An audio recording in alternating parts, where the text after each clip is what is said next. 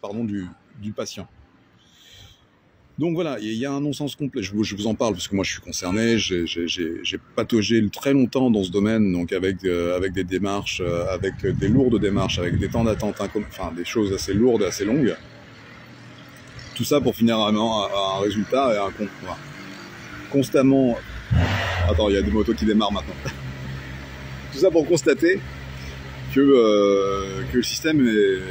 Bien qu'on dise oui, c'est génial, il y a au moins un système, mais le système est mal fait. En tout cas, il n'est pas juste. Okay. Après, ne jugez pas mes propos. Encore une fois, je dis des choses telles que je les perçois là actuellement. Alors le problème, c'est que là, il y a une moto qui démarre. Je ne sais pas si vous m'entendez bien. Et vu qu'il démarre en réfléchissant un peu, je ne sais pas s'il va partir tout de suite. Ah, il met sa cagoule d'abord avant de mettre son casque. Bon, ok. Donc du coup, je reviens à mes moutons. Donc si vous m'entendez bien, ça serait bien que vous me le dites, hein, que vous me le disiez. Il faut que je surveille l'heure aussi. Donc là, ouais, voilà. Tu vois, par exemple, en ce moment, j'ai un problème de vue qui est non résolu, non résolvable. On ne sait pas s'il est lié à ma pathologie générale invalidante, si c'est une conséquence de ça ou si c'est autre chose. En tout cas, bon, voilà, je suis en train d'investiguer dans cette démarche pour l'instant, dans cette direction, pour essayer de comprendre. Aucun médecin comprend rien, mais c'est pas grave. Alors du coup j'ai un problème de vue, non pas que je sois en danger pour le public en voiture, non vous en faites pas, c'est un problème lié à la lumière. Donc c'est pour ça que je passe très peu de temps sur les smartphones depuis 2 ans, ou même plus en fait en vrai, parce que je suis déjà gêné par ça. Je ne supporte pas les écrans de smartphone, du coup c'est pour ça que je passe le moins de temps possible sur les réseaux sociaux, parce que alors du coup ça me sauve, hein, parce que d'une, ça me permet de pas créer d'addiction, de toute façon je suis addict à rien, donc ça risque pas de m'arriver. Et de deux, bah, ça me sauve aussi parce que pour le système nerveux, vous savez très bien que les réseaux sociaux sont une calamité. À la fois parce que ça implique dans les habitudes du quotidien et parce que ça, voilà, sur le plan dopaminergique, sur le plan du déséquilibre de vos systèmes, les réseaux sociaux, c'est une plaie. Voilà. Hein, mais je continue à diffuser de manière anecdotique parce que je sais que vous êtes ici et que vous avez tous un petit peu cet petit appareil au bout de la main, bien souvent, et que vous dormez avec. Alors, chose que je vous déconseille, hein, pour plein de raisons. D'une, pour ne pas tenter. De deux, pour ne pas vous intoxiquer avec les pollutions électromagnétiques. Oui, parce que dans le handicap invisible, il y a toute forme de handicap, et la pollution électromagnétique va conduire chez certaines personnes qui sont électrosensibles, donc une électrosensibilité, telle que la vie, donc ça va interagir avec leur corps, avec leur fonction, et la vie va être un enfer. Ça rentre aussi dans le clou des handicaps invisibles. C'est juste que personne ne parle de ça. Ou peu, trop peu. Donc moi, j'ai mes yeux qui me font chier. Alors déjà que ma pathologie me faisait chier, bon, c'est ce dont je vous parle depuis 20 ans, hein, et ben là, mes yeux viennent m'emmerder. Ce qui fait que j'ai encore moins envie et moins le temps, moins la possibilité contextuelle de me mettre sur les réseaux, écrire des textes, lire des textes, monter des vidéos, créer des vidéos. Je le fais moins. Et je sais que ça vous manque. Hein. Maintenant, je vais essayer de m'y atteler. J'essaie de régler mon problème oculaire depuis 2 ans avant de vous retourner plein de vidéos. Mais finalement, bah, je vais vous tourner les vidéos quand même, mais ce ne sera pas moi. Vous avez vu que c'était un peu l'anarchie hein, sur mes réseaux, c'est normal. C'est parce que je publie à l'aveugle. Il n'y a pas de jeu de mots, hein. Je publie vraiment à l'aveugle, et du coup, bah, ce qui fait que vous pouvez trouver des incohérences ici et là, mais globalement, c'est toujours le même flux. Hein. J'essaie toujours de vous insuffler cette capacité que j'ai développée moi-même, celle à sortir, à se libérer de toute emprise, évidemment dans la mesure du possible, et à optimiser ses capacités physiques et mentales. C'est tout ce que je veux que vous fassiez, enfin, que je veux. C'est tout ce que je vous amène de manière à ce que vous puissiez de vous-même retrouver votre souveraineté intellectuelle. Et ça, c'est le plus important. Quand je dis souveraineté intellectuelle, c'est souveraineté émotionnelle, souveraineté intérieure. Okay, la liberté d'être qui vous êtes. Parce que vous n'avez qu'une chose à faire aujourd'hui, c'est vous sentir libre d'être qui vous êtes. Et oui, je sais, c'est pas facile, parce qu'on est dans une société qui nous restreint énormément. C'est-à-dire, au-delà des handicaps invisibles, on est restreint par la société et les systèmes, et la gestion de ces systèmes. Et c'est difficile de se faire une place là-dedans. Et je comprends, hein, je comprends totalement que beaucoup d'entre vous soient perdus. en situation de handicap ou pas. Hein. Je veux dire, il y a des gens qui sont très bien, enfin, qui n'ont pas de problème de santé particulier et qui sont perdus également. Et donc imaginez ceux qui ont vraiment une lourdeur de santé à gérer en plus, à quel point ils ont des raisons, en tout cas, de se sentir perdus. Et c'est, voilà, quand tu regardes, enfin, en tout cas dans ce pays, je vais pas parler de tous les pays, là actuellement je parle de ce pays. Évidemment c'est mondial, hein. Ce phénomène peut totalement s'observer mondialement, mais là je vous parle depuis le pays dans lequel je suis, et c'est un enfer pour beaucoup. En fait, donc je me suis éparpillé, mais bon, pour les handicaps, voilà, si vous êtes en situation de handicap, faut vraiment, et surtout s'il est invisible, faut vraiment que vous appreniez à vous défaire des jugements des autres. Je sais que c'est un poison, je sais que c'est un poids, mais essayez de vous défaire du jugement des autres. Moi c'est ce que j'enseigne en tout cas. C'est pas facile, je sais, mais c'est facile en fait. Il suffit de le provoquer. Et par ça, en fait, il suffit de se déprogrammer de tout un tas de codes, de codifications qu'on a ingurgités depuis notre naissance. Surtout, voilà, dans nos pays modernes. Hein. C'est, tu vois, j'en discutais avec le couple donc, que je vous ai laissé entreapercevoir tout à l'heure. C'est fou de voir à quel point ils ont décidé de s'ignorer, enfin, de s'isoler, pardon, pas de s'ignorer, justement, pour pouvoir retrouver la paix. La paix, parce que dans un système comme le nôtre, t'es jamais en paix. Tu dois toujours suivre des codes, des règles administratives et des règles sociales. C'est-à-dire qu'en gros, les personnes en situation de handicap devraient côtoyer que des personnes en situation de handicap. C'est ce qu'on nous enseigne dans nos conventions collectives, j'allais dire. Je dis pas que c'est pas mauvais, mais je dis pas que c'est pas mais je dis pas que c'est forcément bon. Voilà, donc ce couple que je connais pas, je les ai interpellés sur un parking au hasard, fonctionne mieux sans être en contact avec les personnes en situation de handicap. Pourquoi ? Alors, je peux pas vous répéter tout ce qu'ils m'ont dit, mais ça résonne en tout cas. Ça résonne fort.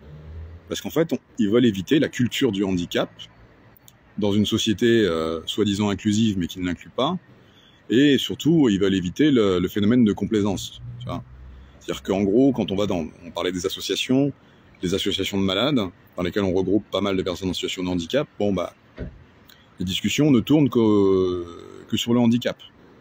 On a mal, ouais, t'as mal, toi aussi, oui, j'ai mal, moi aussi. Comment tu fais ? Je vais voir tel médecin. Ah oui, moi aussi, je fais mon... toi aussi, oui, je suis allé voir le kiné, puis l'ostéo, il m'a dit ça. Ah oui, moi, il m'a dit pareil, alors c'est super, on a mal tous ensemble, on souffre très bien. Mais par contre, on cherche pas la solution. On cherche pas à se défaire de ça. Quand je dis on, je parle de vous, hein, je parle pas de moi ça va. Enfin, ça va. Je souffre toujours de ma problématique, hein, mais contextuellement, socialement, ça va.